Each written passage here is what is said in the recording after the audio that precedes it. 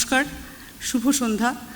1432 বঙ্গাব্দের আনন্দ পুরস্কার অনুষ্ঠানে আপনাদের সকলকে স্বাগত জানাই। এই অনুষ্ঠানে পৌরোহিত্য করবেন শ্রী পার্থ ঘোষ, তাকে আমাদের বিনম্র শ্রদ্ধা জানাচ্ছি।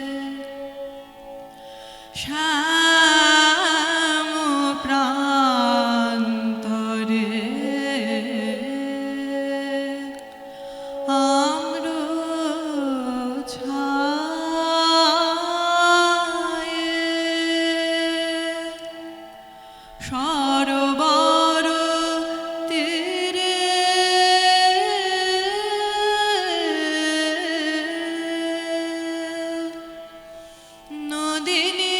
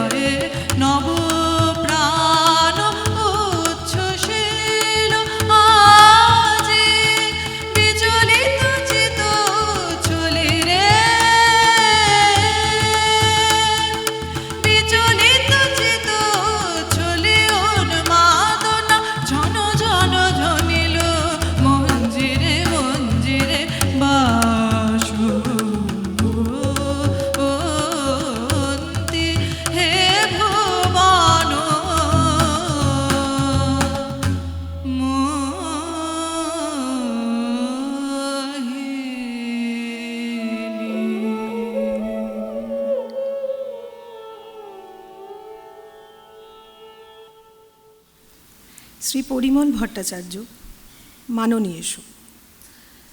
আপনি জাদু বাস্তবের কথাকার।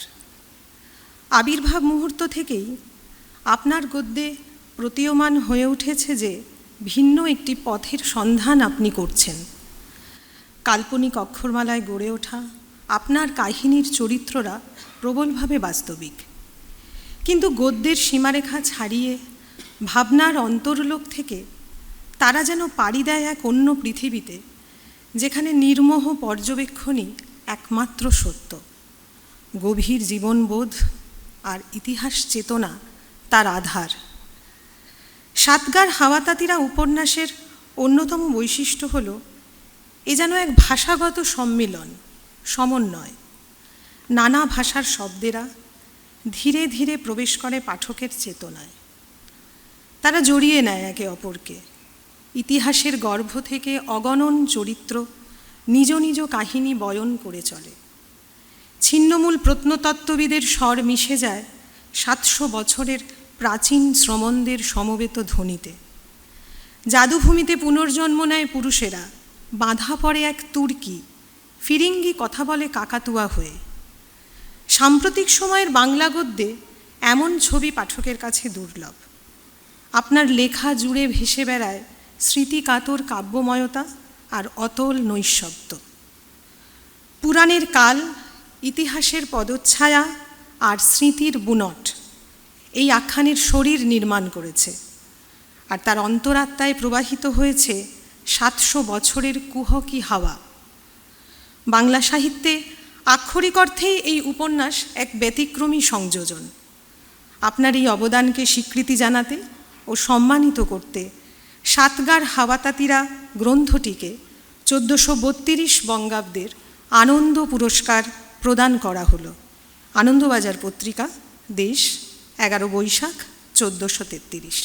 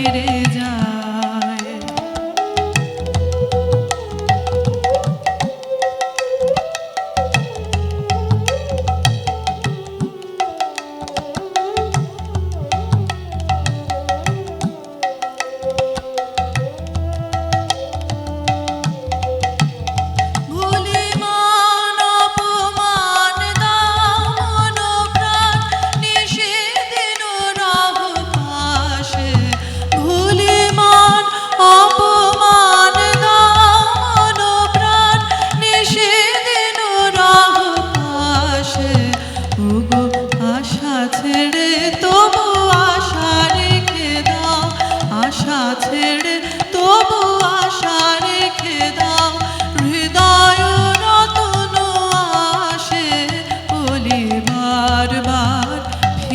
যায়, ওলি বারবার ফিরে আসে, ওলি বারবার ফিরে যায়।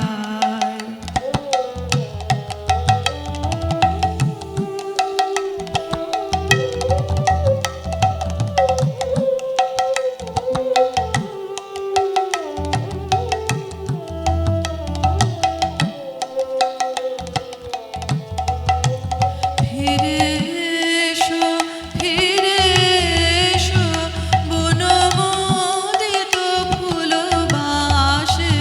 ফিরে এসো, ফিরে এসো, বনমোদিত ফুলবাসে। আজি বিরহ রজনী ফুল্ল কুসুম, বিরহ রজনী ফুল্ল কুসুম, শিশির সলিলে ভাসে, ওলি বারবার ফিরে যায়, ওলি বারবার ফিরে আসে, ওলি বারবার ফিরে যায়। তবে তো ফুল বিকাশে, ওলি বারবার ফিরে যায়। কলি ফুটিতে চাহে ফোটে না, কলি ফুটিতে চাহে ফোটে না, মরে লাজে মরে ত্রাসে, ওলি বারবার ফিরে যায়, ওলি বারবার ফিরে আসে, ওলি বারবার ফিরে যায়।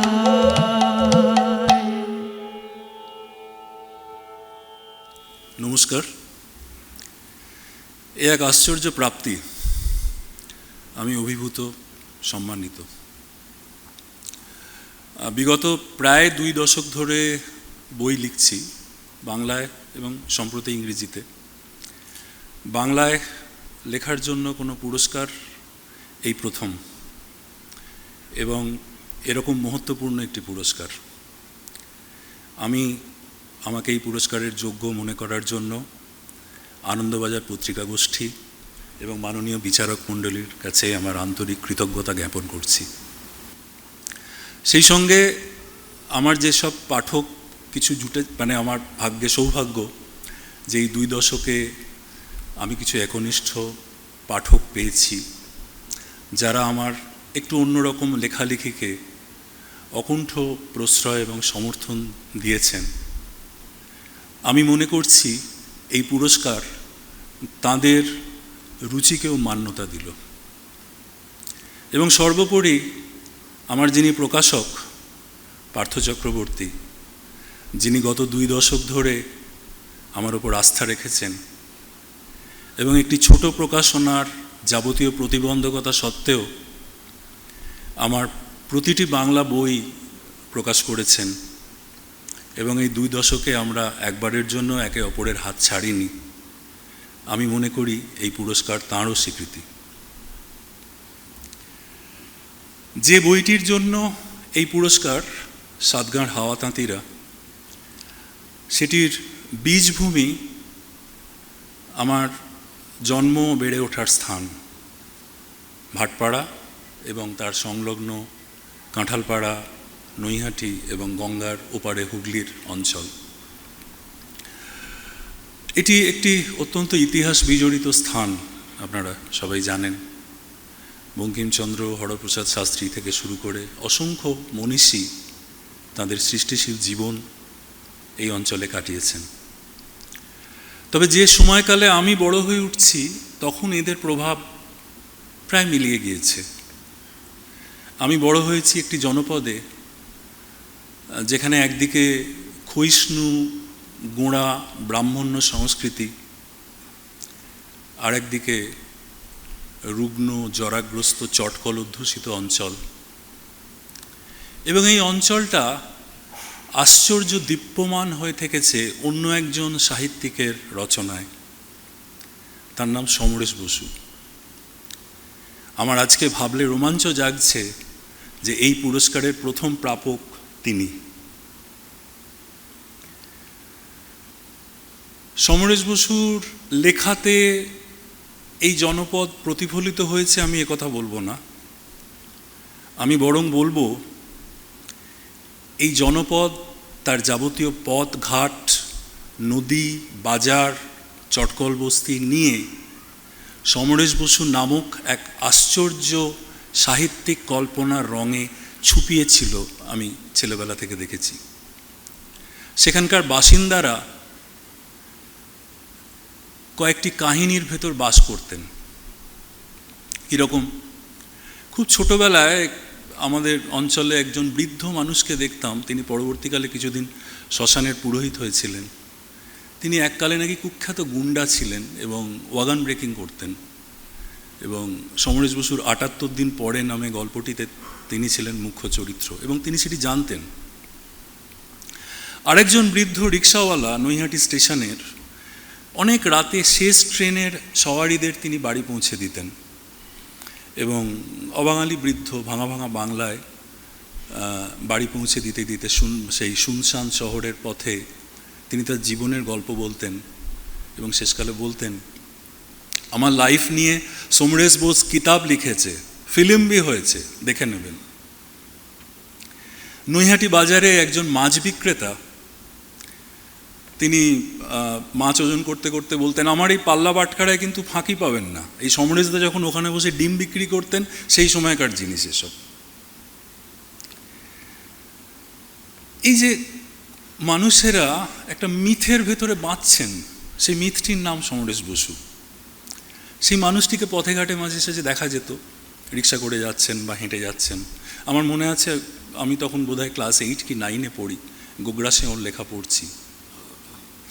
একদিন ফেরিঘাটের দিক দিয়ে যাচ্ছি, দেখলাম উনি তার এক খুব পরবর্তীকালে জেনেছি তার খুব ঘনিষ্ঠ বন্ধু সরোজ বন্দ্যোপাধ্যায়ের বাড়ি থেকে বেরিয়ে তিনি হাঁটতে হাঁটতে নৈহাটি স্টেশনে তার কাছে তার বাড়ির দিকে যাচ্ছেন। বিকেল বিকেল হয়ে গেছে, সন্ধে নামছে, এক পশলা বৃষ্টি হয়েছে, একটা অদ্ভুত আলো আকাশে। আমি কোথায় যাচ্ছিলাম ভুলে গেলাম, আমি একটু দূরত্ব রেখে তাকে অনুসরণ করতে লাগলাম। সেই সাদা ধুতি পাঞ্জাবি পরা অপূর্ব দর্শন মানুষটি আগে আগে চলেছেন, আমার স্বপ্নের পুরুষ, রাজপুরুষ। এবং দুদিকে মানুষজন তাকে দেখে কেউ মাথা নাড়ছেন, কেউ সম্ভাষণ জানাচ্ছেন। উনি একটু আনমনাভাবে কখনো আকাশের দিকে তাকাচ্ছেন, আশেপাশে দেখছেন, দেখতে দেখতে যাচ্ছেন। আমি কোথায় যাওয়ার ছিল ভুলে গেলাম, আমি তাকে অনুসরণ করতে লাগলাম। অনুসরণ করতে করতে নৈহাটি স্টেশনের কাছে এসে উনি বাঁদিকে ওনার বাড়ির গলির মধ্যে ঢুকে গেলেন। আমি দাঁড়িয়ে রইলাম এবং ওই আকাশ থেকে নামা অদ্ভুত মেঘ ভাঙা আলোয় আমার চিরচেনা ক্ষীণ অকিঞ্চিতকর মফস্বলের দৃশ্য, গিজগিজে মানুষের ভিড়, কোলাহল, আমার মনে হলো যেন অসংখ্য কাহিনী ভাসছে, যেটা আমি দেখতে পাচ্ছি না, কিন্তু যেটা উনি দেখতে পান এবং যেটা উনি যেখান থেকে উনি তুলে নেন উপাদান, এবং হয়তো কিছুদিন বাদে তাঁর লেখার মধ্যে সেটা ফুটে উঠবে। আমার সারা শরীর দিয়ে এক অদ্ভুত বিদ্যুৎ শিহরণ বয়ে গেল। এই যে একটা জনপদ, তার উপর কাহিনী খোদাই হয়ে আছে অদৃশ্য, সেই জনপদের বাসিন্দা মানুষেরা সেই কাহিনীগুলোর ভেতরে বাঁচছে, এই বিষয়টা অনুসন্ধানই আমার যাবতীয় লেখার বীজভূমি। কেউ কেউ আমার বইগুলোকে বিভিন্ন খোপে ভাগ করেন, ফিকশন, নন ফিকশন, ভ্রমণ, স্মৃতিকথা। আমি কিন্তু ওভাবে ভাবি না। আমি আসলে একটা স্থানিক পরিসরে বিছিয়ে থাকা বিভিন্ন স্তরে স্তরে কাহিনী অনুসন্ধান করি, বিভিন্ন আখ্যানের বিভিন্ন ফর্মের ভেতর দিয়ে। সেই অনুসন্ধানটা কখনো ঘটে দার্জিলিংয়ে, কখনো উড়িষ্যার নিয়মগিরিতে, কখনো হয়তো ছোটনাগপুরের ড্যান্সি ভূমিতে।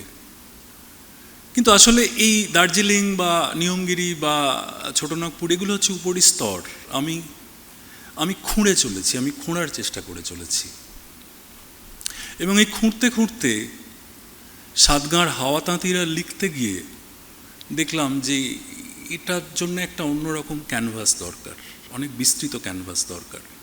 তার কারণ সাতগাঁ জায়গাটা তো বলে তো কোনো জায়গা এখন আর নেই। আদি সপ্তগ্রাম বলে যে একটা ছোট্ট জনপদ আছে, সেটা সাতগাঁ তো নয়, সাতগাঁ একটা বিস্তীর্ণ অঞ্চল ছিল।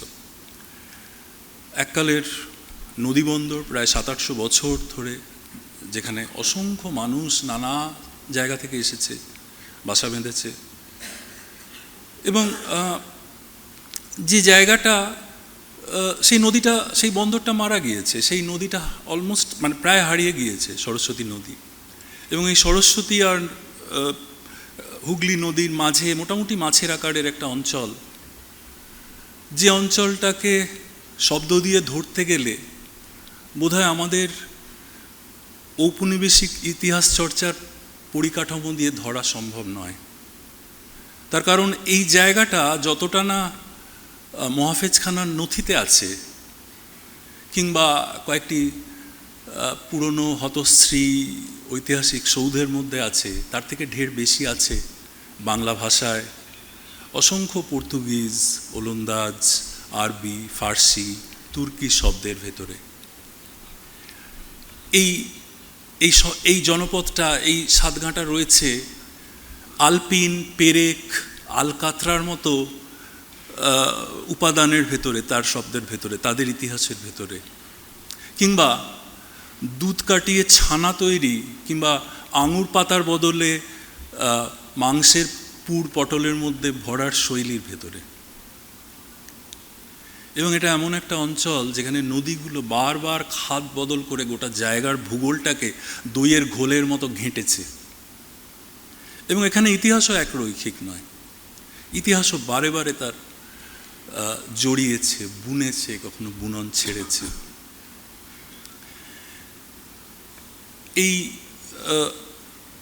এই বিষয়টা নিয়ে, এই সাতগাঁ নিয়ে লিখতে গেলে আমার মনে হলো কাহিনীটাকে সামনে আনা প্রয়োজন, যেটা আমি এর আগের লেখাগুলোতে কাহিনী প্রচ্ছন্ন থেকেছে।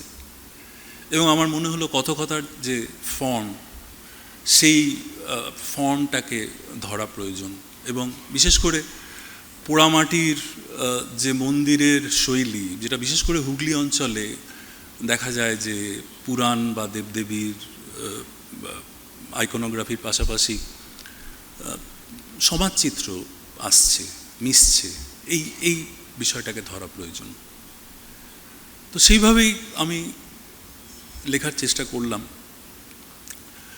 যদিও শব্দ দিয়ে গড়ে তোলা একটি জগৎ, এবং বইয়ের শুরুতেই বলা আছে যে এই বইয়ের যা কিছু দুই মলাটের ভেতরে রয়েছে, শব্দ দিয়ে গড়া, কিন্তু আসলে এই বইয়ের কোনো কিছুই ঠিক মন গড়াও নয়। খুব ছোটোবেলায় দেখেছি আমার বাড়িতে, পরিবারে মা, জেঠিমা, পিসিমারা ভোরবেলা কোনো সুখ স্বপ্ন দেখলে কাউকে না জানিয়ে স্বপ্নটা, আমাদের বাড়ির খুব কাছেই গঙ্গা বয়ে যেত, যেখানে আমাদের পৈতৃক বাড়ি ছিল, মানে আছে এখনও, তারা নদীতে ডুব দিয়ে স্বপ্নটা বলে আসতেন, তাতে নাকি স্বপ্নটা সত্যি হয়। তো সাতগাঁর হাওয়া তাঁতিরাতে যে নারীরা জলে ডুব দিয়ে জলে জলে বার্তা বিনিময় করেন তাদের দূরের বাপের বাড়ির মানুষদের সঙ্গে, কিংবা কাশিবাসী শাশুড়ির সঙ্গে রান্নার রন্ধন প্রণালী বিনিময় করেন, তারা আসলে আমার ওই মা, জেঠিমা, পিসিমাদের সই পাতানো গঙ্গা জল। কিংবা যে পাদ্রী বাবা বইতে, যিনি আম থেকে মদ তৈরির চেষ্টা করছেন, এবং সেই মদ তৈরি, তার এক্সপেরিমেন্টের বলি হচ্ছেন তার দুই পালকি বাহক মারা যাচ্ছে, এবং পাদ্রী বাবার মৃত্যুর পর তারা সেই স্বর্গ থেকে পালকি নিয়ে এসে পাদ্রী বাবাকে নিয়ে আবার ফিরে যাচ্ছে। এই পাদ্রী বাবার কথা কিন্তু সঞ্জীব চন্দ্রের পালামৌ বইয়ের শেষের দিকে একটু উল্লেখ আছে, যেখানে তিনি একজন পাদ্রীর কথা বলছেন, যিনি জাম হইতে অতীব উৎকৃষ্ট শ্যাম্পেন প্রস্তুত করিতেন। তো এই যে একটা আশ্চর্য অঞ্চল, যেখানে বস্তুগত সংস্কৃতি, মেটেরিয়াল কালচারের সঙ্গে জড়িয়ে থাকে এক আশ্চর্য উদ্ভাবন, যা আমাদের এই মেট্রোপলিটন বাঙালিয়ানার বাইরে অন্য রকম এক আত্মপরিচয়ের ইঙ্গিত দেয়, যেখানে বাস্তবের গায়ে অবিচ্ছেদ্য জড়িয়ে থাকে কল্পনা, এবং যেখানে নন ফিকশনের সঙ্গে ফিকশনের দূরত্ব 8 কিলোমিটার। আমি হিসেব করে দেখেছি 8 কিলোমিটারই, কারণ কাঁঠালপাড়ায় বঙ্কিমচন্দ্রের বাসভবন থেকে শ্যামনগরের রাহুতার দূরত্ব 8 কিলোমিটার, যেখানে ত্রৈলোক্যনাথ মুখোপাধ্যায় বাংলা সাহিত্যের আর এক নক্ষত্র থাকতেন। এবং আমি নিশ্চিত তিনি সঞ্জীবচন্দ্র থেকে বোধহয় 18 বছরের ছোট ছিলেন, হিসেব করে দেখেছি। তিনি সঞ্জীবচন্দ্রর বৈঠকখানার আড্ডায় আসতেন এবং সঞ্জীবচন্দ্রের মুখে পালামৌয়ের আদিবাসী রমণীদের গল্প শুনে ওই 8 কিলোমিটার দূরে রাহুতায় ফিরে গিয়ে তাদের কাউকে কাউকে সুন্দরবনের কুমিরের পেটের মধ্যে চালান করে দিতেন এবং তারা সেখানে ঝুড়ি পেতে বসে জমিদার গিন্নির এক গা গয়না পরে বেগুন বিক্রি করত। এইভাবেই ফিকশন আর নন ফিকশনের মধ্যে যোগসূত্র নির্মাণ হতো। আজ এই বিশেষ দিনে আমি সেই ডমরুধরের স্রষ্টাকেও স্মরণ করছি এবং এই 2 দশক আমার এলোমেলো লেখালেখির চেষ্টায় যে পাঠকেরা আমার সঙ্গে থাকলেন, আমাকে প্রশ্রয় দিলেন, যারা আমার সাতগাঁর হাওয়ার তাঁতে বাস করলেন, তাদেরকে কুর্নিশ জানাচ্ছি।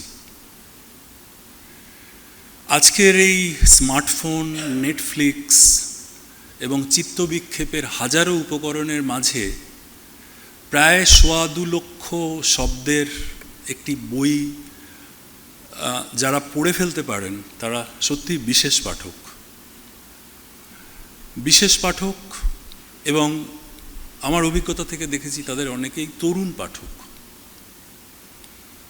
এবং এই পাঠক শুধু যে কলকাতায় বা বাংলায় আছেন তাই নয়, তারা দেশের বিভিন্ন প্রান্তে, বিভিন্ন শহরে আছেন, এমনকি দেশের বাইরেও আছেন। এবং আমি নিশ্চিত বাংলা সাহিত্যের জন্যে, যদিও তাদের সংখ্যার নিরিখে, আমাদের বাংলাভাষী জনসংখ্যার নিরিখে তারা হয়তো নগণ্য, কিন্তু সংখ্যার নিরিখে খুব কমও নয় এবং তারা আরও বেশ কিছুদিন থাকবেন। এবং প্রাতিষ্ঠানিকভাবে বাংলা ভাষা প্রান্তিক হয়ে পড়া সত্ত্বেও তারা থাকবেন। এবং আজ এবং আগামী দিনে আর্টিফিশিয়াল ইন্টেলিজেন্স এবং লার্জ ল্যাঙ্গুয়েজ মডেল যেভাবে আমাদের মেধা চর্চার উপর আগ্রাসন করছে, তা সত্ত্বেও তারা থাকবেন। বাংলা ভাষার সঙ্গে জড়িয়ে থাকা যে মৌলিক চেতনা প্রবাহ, তার ভেতরে অবগাহনের জন্যেই তারা থাকবেন। আমি যেন এই পাঠকদের প্রত্যাশাকে চিনতে পারি, যেন তাদের এই প্রত্যাশার প্রতি আমার যতটা ক্ষমতা লিখে যেতে পারি আরও কিছুদিন স্বাধীনভাবে, অবিচলভাবে। এই পুরস্কার আমাকে সেই বার্তা দিচ্ছে। ধন্যবাদ।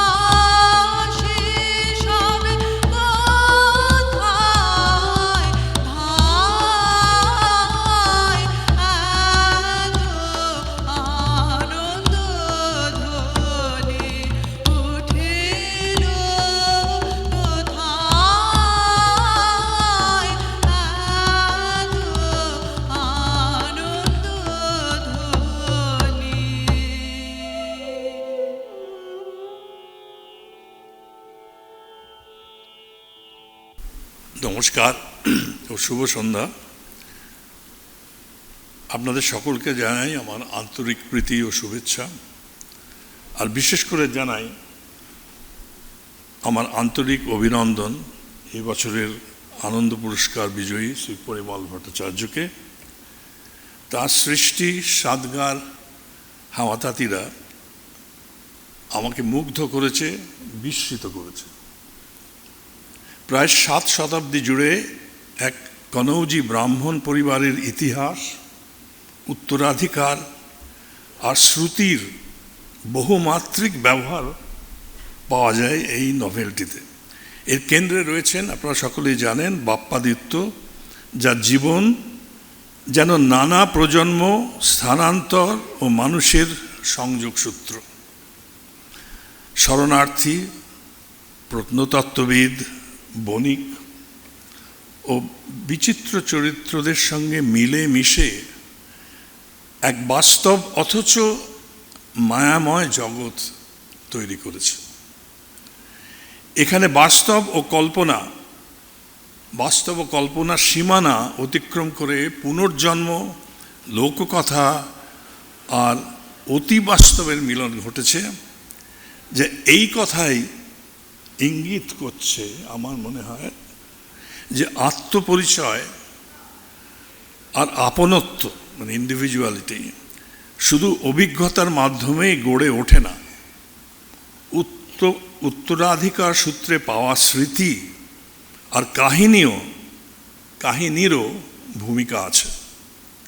শেষ পর্যন্ত এই উপন্যাস কাল ও ক্ষয় আর বিলীয়মান এই পৃথিবীকে স্মৃতি ও বয়ানের মাধ্যমে ধরে রাখার এক বিরল প্রয়াস। আমার প্রশ্ন শুধু একটাই, ওনার কাছে নয়, সমস্ত সাহিত্যিকের কাছে, যে বাংলা সাহিত্যের এই অসামান্য সৃজনশীলতার সত্ত্বেও বিজ্ঞানের সামাজিক মূল্যায়নে কেন তা ব্যবহার করা হলো না? বিজ্ঞান আমাদের বলে দেয় কি করলে ঠিক কি হবে, আর সাহিত্য আর দর্শন আমাদের বলে কি করা উচিত। এই উচিত অনুচিত বিচার আমাদের মধ্যে কোথা থেকে আসে? আইনস্টাইন বলেছেন, এই বিচার শক্তি সভ্য সুস্থ সমাজের মধ্যেই প্রতিষ্ঠিত থাকে। কিভাবে না, উনি বলছেন কিছু কিছু অসামান্য ব্যক্তিদের মাধ্যমে এগুলি প্রতিভাসিত হয়। The revelations through extraordinary beings. সমাজের উপর বিজ্ঞান আর প্রযুক্তির প্রভাব কি হতে পারে তা একমাত্র সাহিত্যই তো দেখিয়ে দিতে পারে। মেরি শেলির ফ্র্যাঙ্কেনস্টাইন আপনারা সকলেই জানেন, তার একটি উজ্জ্বল উদাহরণ। কৃত্রিম বুদ্ধিমত্তা যুগে এই নভেলটি বিশেষভাবে প্রাসঙ্গিক কি নয়? বিদেশে পরে এমন আরও বহু নভেল লেখা হয়েছে, যেমন H.G. ওয়েলসের টাইম মেশিন, হাক্সলের ব্রেভ নিউ ওয়ার্ল্ড, ব্রেস্টের দি লাইফ অফ গ্যালিলিও, আসিমভের রোবট সিরিজ, আর ইদানিং মাইকেল ফ্রেনের কোপেনহাগেন ইত্যাদি। রবীন্দ্রনাথের পর বাংলা সাহিত্যে কিন্তু এ ধরনের কোনো নভেল বা নাটক অন্তত আমার চোখে পড়েনি। মুক্তধারা ও রক্তকরবী আজও অম্লান হয়ে আছে। এগুলো নিয়ে কিন্তু আরও অনেক চর্চার প্রয়োজন। আধুনিক বিজ্ঞানে এমন অনেক ধ্যান ধারণা আছে যেগুলি সহজেই সাহিত্যিক অলংকার হয়ে উঠতে পারে, যেমন ব্ল্যাক হোলস, এন্ট্রপি, যা শৃঙ্খলা বিশৃঙ্খলার খেলা, অবশ্যম্ভাবী ক্ষয় ও কালের একমুখী প্রবাহের প্রতীক। ডারউইনিজম, যার মধ্যে খামখেয়ালি মিউটেশনের খেলা, পারিপার্শ্বিকের প্রভাব, বিবর্তন, রিয়ালিজম, স্বভাববাদ সবই এসে পড়ে। ও অবশ্যই কোয়ান্টাম থিওরি ও কৃত্রিম বুদ্ধিমত্তা, হাইসেনবার্গের অনিশ্চয়তা নীতি, শ্রোডিঙ্গারের বেড়াল ও রিয়ালিজম, এগুলি তো অনবদ্য রূপক, কিন্তু এগুলো নিয়ে কোনো আলোচনাই হলো না বাংলা সাহিত্যে। রবীন্দ্রনাথ তার বিশ্ব পরিচয় পুস্তিকাটিতে লিখেছেন, আজ বয়সের শেষ পর্বে মন অভিভূত নব্য প্রাকৃত তত্ত্বের বৈজ্ঞানিক মায়াবাদে। শঙ্করের মায়াবাদ বলছেন না, বৈজ্ঞানিক মায়াবাদে। তারপর কিছু পুরনো ওনার ছোটবেলায় যত বিজ্ঞান পড়েছেন সেই সব সম্বন্ধে বলছেন, তখন যা পড়েছিলাম তার সব বুঝিনি, কিন্তু পড়ে চলেছিলাম। আজও যা পড়ি তার সবটা বোঝা আমার পক্ষে অসম্ভব, অনেক বিশেষজ্ঞ পণ্ডিতের পক্ষেও তাই। পণ্ডিতরাও যে সব কিছু বোঝেন তা তো নয়, কিন্তু পরে এসব নিয়ে কোনো আর কেউ মাথা ঘামালেন না। আমাদের এই কলকাতা শহরে 3 জন বিজ্ঞানী ছিলেন যারা কোয়ান্টাম তত্ত্ব জন্মলগ্নের সঙ্গে ওতপ্রোতভাবে জড়িত এবং জগৎ বিখ্যাত। সত্যেন্দ্রনাথ বসু, মেঘনাদ সাহা ও স্যার CV রামন। এদের প্রত্যেকের জীবনের রোমাঞ্চকর। এদের দুজনকে নোবেল প্রাইজ দেয়াই হলো না, অথচ আজ অবধি এদের নিয়ে কোনো নভেল বা নাটক লেখা হলো না। এখানে উপস্থিত সমস্ত সাহিত্যিককে আমি আহ্বান জানাচ্ছি, এদেরকে কেন্দ্র করে নভেল, নাটক লিখুন। আমার সঙ্গে যদি যোগাযোগ করেন, আমি আপ্রাণ চেষ্টা করব তথ্য ও আইডিয়া দিয়ে আপনাদের সাহায্য করতে। পরিশেষে বলি, মিলিটারি ইন্ডাস্ট্রিয়াল কমপ্লেক্সের হাতে আধুনিক প্রযুক্তি শক্তি যে কি কুৎসিত ও ভয়ানক রূপ নিতে পারে তা আমরা ইদানিং প্রত্যক্ষ করেছি। এই অকল্পনীয় নগ্ন বর্বরতা আমাকে বারবার রবীন্দ্রনাথের সভ্যতা সংকটের কথা মনে পড়িয়ে দিচ্ছে। তার একটু অংশ উদ্ধৃত করে আমার বক্তব্য শেষ করছি। এমন সময় দেখা গেল সমস্ত ইউরোপে বর্বরতা কীরকম নখদন্ত বিকাশ করে বিভীষিকা বিস্তার করতে উদ্ধত। এই মানব পীড়নের মহামারী পাশ্চাত্য সভ্যতার মজ্জার ভিতর থেকে জাগ্রত হয়ে উঠে আজ মানব আত্মার অপমানে দিগন্ত থেকে দিগন্ত বাতাস কলুষিত করে দিয়েছে। আমাদের হতভাগ্য, নিঃসহায়, নিরন্ধ্র অকিঞ্চনতার মধ্যে আমরা কি তার কোনো আভাস পাইনি? এই কথা আজ বলে যাব। প্রবল প্রতাপশালীরও ক্ষমতা, মদমত্ততা, আত্মম্ভরিতা যে নিরাপদ নয় তারই প্রমাণ হবার দিন আজ সম্মুখে উপস্থিত হয়েছে। নিশ্চিত এ সত্য প্রমাণিত হবে যে, এরপর সংস্কৃত দুটো লাইন আছে যা বাংলা তর্জমা করলে এই দাঁড়াবে, অধর্মেই তারা উন্নতি করে, অধর্মেই তারা উন্নতি করে, তাতেই তাদের মঙ্গল দেখে, তাই দিয়েই তারা শত্রুকে জয় করে, কিন্তু সমূলে তাদের বিনাশ ঘটে।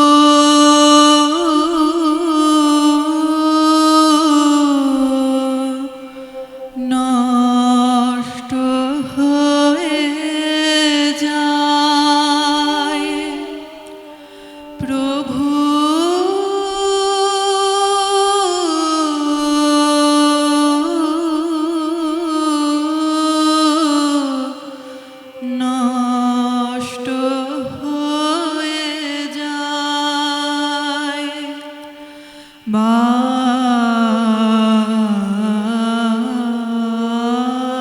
বার বার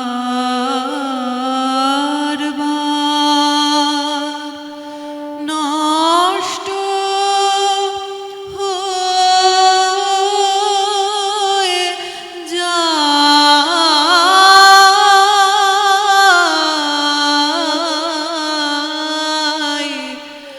নষ্ট হয়ে যায় প্রভু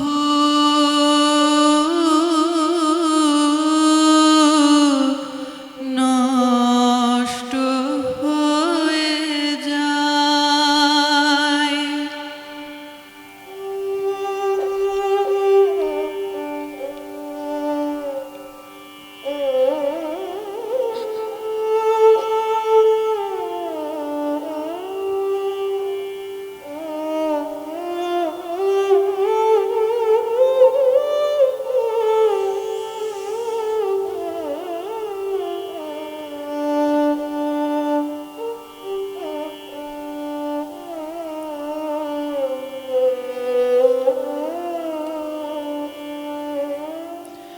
তুমি আমাকে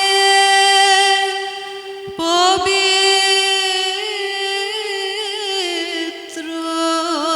করো, তুমি আমাকে পবিত্র করো, যাতে লোকে খাঁচাটা কেনে প্রভু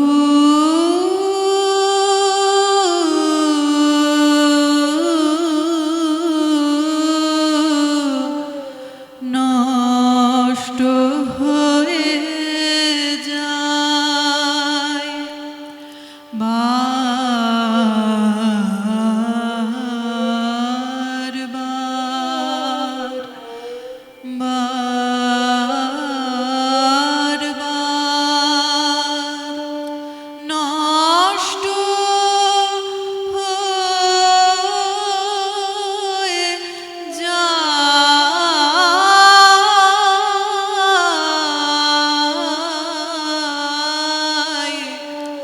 নষ্ট হয়ে যায়।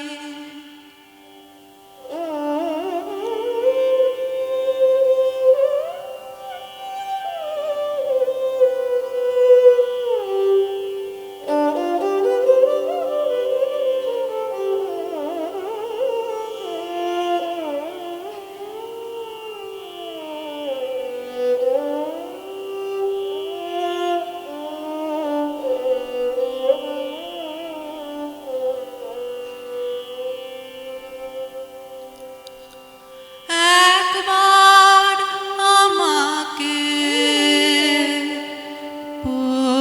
পবিত্র করো প্রভু,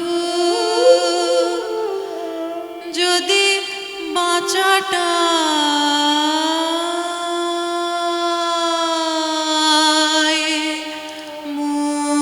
মুখ্য, একবার আমাকে পবিত্র করো প্রভু, যদি বাঁচাটা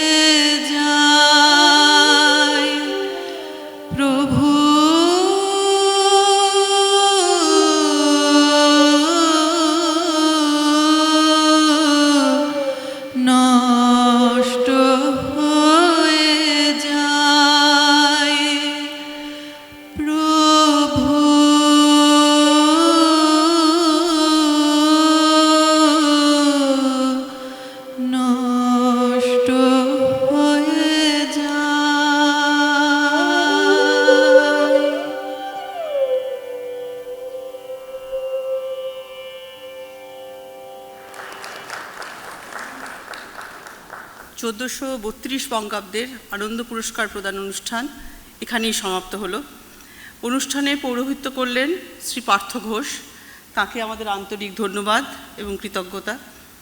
পুরস্কার প্রাপক শ্রী পরিমল ভট্টাচার্যকে ধন্যবাদ।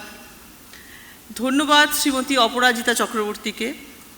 প্রথমে 3টি রবীন্দ্রসঙ্গীতের পর তিনি সুরে নিবেদন করেছেন শ্রী শক্তি চট্টোপাধ্যায়ের লেখা কবিতা প্রভু নষ্ট হয়ে যায়। তাকে সহযোগিতা করেছেন শ্রী তথাগত মিশ্র এবং শ্রী তুহিন সেনগুপ্ত, তাদের ধন্যবাদ। এবছর আনন্দ পুরস্কারের জন্য যে বিচারক মণ্ডলী গঠিত হয়েছিল তার সদস্যরা ছিলেন শ্রীমতী সুমিতা চক্রবর্তী, শ্রী প্রসাদ রঞ্জন রায়, শ্রীমতী প্রমিতা মল্লিক, শ্রী সরঞ্জিৎ চক্রবর্তী এবং শ্রী ইফতেখারুল ইসলাম। তাদের প্রত্যেককে আমাদের আন্তরিক ধন্যবাদ এবং কৃতজ্ঞতা জানাই। ধন্যবাদ আজকের অনুষ্ঠানে উপস্থিত আপনাদের সকলকে। নমস্কার।